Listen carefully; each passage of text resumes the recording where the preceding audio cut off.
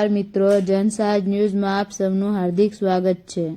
પંચમહાલ જિલ્લાના ગોધરા તાલુકાના Kevadia ગામેથી local crime બ્રાન્ચે દારૂની ઇન્ક્વાયરી પર મોટી કાર્યવાહી કરી છે। કેવડિયા પિકઅપ સ્ટેન્ડ પાસે નાકાબંધી કરી એલસીબી ગોધરા ટીમે વિદેશી દારૂની ભરેલી બોલેરો પિકઅપ ગાડી ઝડપી પાડી। પોલીસે ઈંડાની કેરેટોની આડમાં છુપાયેલો ભારતીય બનાવટી વિદેશી દારૂની કુલ 10,320 ક્વાર્ટર કબજે કર્યા, જેની કિંમત અંદાજે 21,15,600 રૂપિયા થાય છે।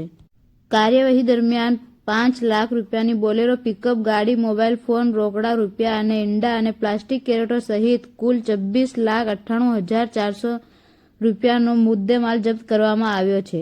પકડાયેલો આરોપીની ઓળખાણ રવિ ઉર્ફે પ્રકાશ બિરદારામ બિશ્નોઈ, રહેવાસી જેલસા, તાલુકો ઘંટિયાળી, જિલ્લો ફલોદી, રાજસ્થાન તરીકે થઈ। પંચમહાલ રેન્જના પોલીસ મહાનિરીક્ષક આરવી અંસારી અને જિલ્લા પોલીસ અધિક્ષક ડોક્ટર હરેશભાઈ દુધાતના હેઠળ કામગીરી હાથ ધરવામાં આવી હતી। આરોપી પાસે ગોધરા તાલુકાના પોલીસ મથકે પ્રોહિબિશન એક્ટ હેઠળ ગુનો દાખલ કરી વધુ તપાસ હાથ ધરવામાં આવી।